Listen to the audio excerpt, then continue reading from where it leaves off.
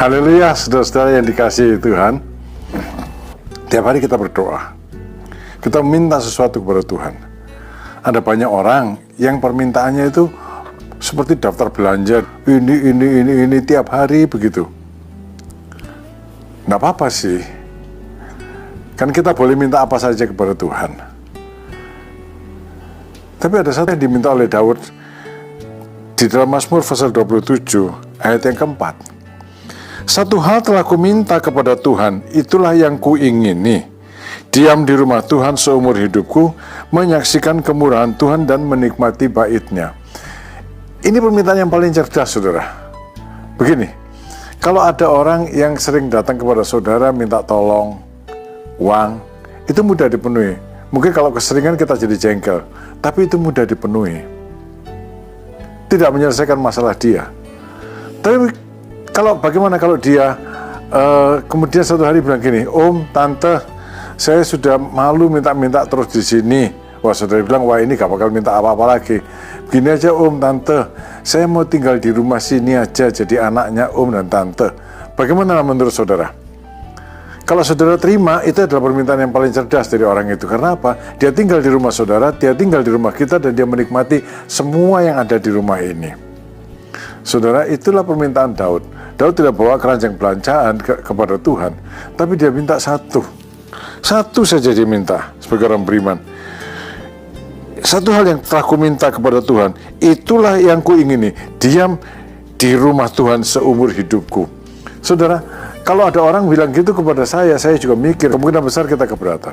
Tapi kalau Tuhan memang menjadikan kita anaknya, dan seharusnya anaknya tinggal di rumahnya. Tapi kalau terhadap Tuhan kita kebalik, saudara. Kita bawa keranjang belanjaan saja kepada Tuhan, sudah itu picky. Yang pantas adalah, yang paling penting adalah tinggal di rumah Tuhan.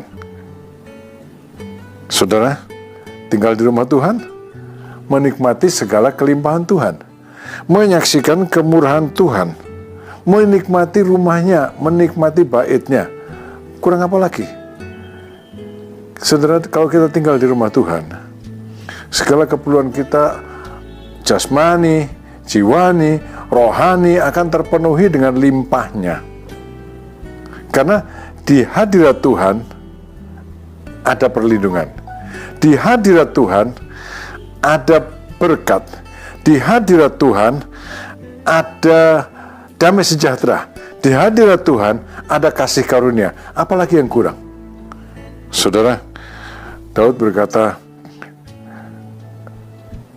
hatiku mengikuti firman-Mu, carilah wajahku, maka wajah-Mu ku cari ya Tuhan. Ini penting, saudara.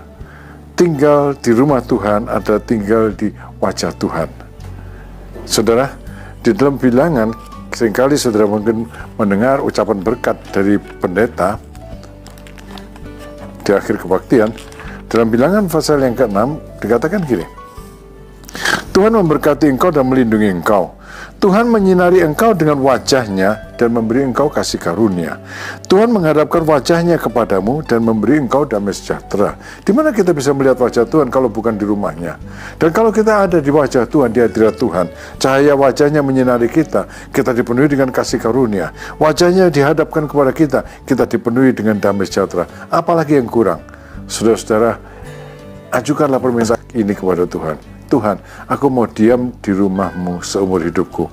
Bukan berarti kita tinggal di gereja seumur hidup, tapi lakukan kegiatan saudara di hadirat Tuhan.